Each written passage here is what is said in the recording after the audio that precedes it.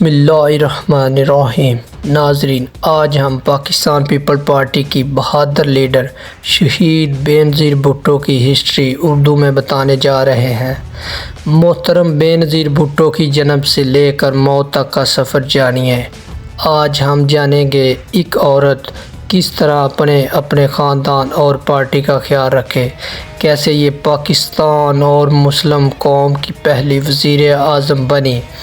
ہم بتائیں گے یہ کیسے اس کی گورنمنٹ کو ختم کیا گیا اور کیسے اسے راولپنڈی کے میدان میں شہید کیا گیا۔ بے نظیر بھٹو کا جنم 21 جون 1953 کراچی پاکستان میں ہوا اور اس کی موت 27 دسمبر 2007 راولپنڈی پاکستان میں ہوئی۔ یہ مسلمان قوم کی پہلی خاتون لیڈر بنی۔ وزیر اعظم بے نظیر بھٹو 2 بار وزیر اعظم بنی، ایک بار 1988 سے 1990 تک اور دوسری بار 1993 سے 1996 تک۔ یہ بھٹو شہید ذوالفقار علی بھٹو کی بیٹی تھی، جو کہ 1971 سے لے کر 1977 تک پاکستان کے لیڈر رہے، اور بے نظیر نے 1977 میں BA یونیورسٹی آف آکسفورڈ سے تعلیم حاصل کی۔ بے نظیر کا سیاست میں قدم 1979 میں محمد ضیاء الحق کے دور میں اپنے باپ کی پھانسی کے بعد اس نے اپنے باپ کی party Pakistan Peoples Party PP کی سربراہی بنی، اور یہ وہ وطن تھا جو بے نظیر نے پہلی بار سیاست میں قدم رکھا اور 1979 سے لے کر 1984 تک اپنے گھر نظر بند رہی۔ اس کے بعد اسے جلا وطن کر دیا گیا۔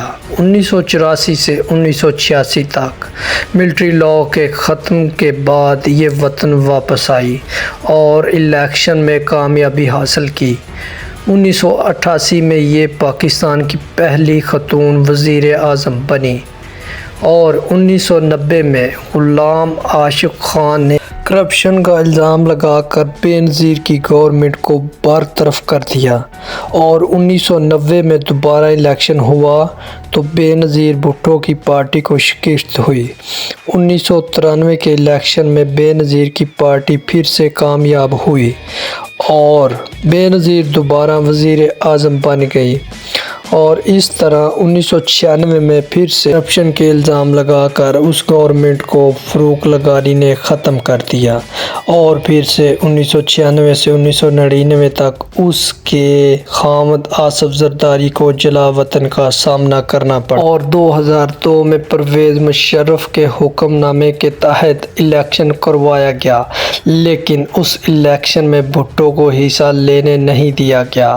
اسی بیچ PPP پارٹی کے نام میں ایک اور P جوڑ دیا گیا، یعنی اب یہ PPP ہو گیا، جس کے فل فارم ہے پاکستان پیپل پارٹی پارلیمنٹس۔ 2004 میں بے نظیر کے ہسبینڈ آصف علی زرداری کو ضمانت پر آزاد کر کے جلا وطن کر دیا گیا۔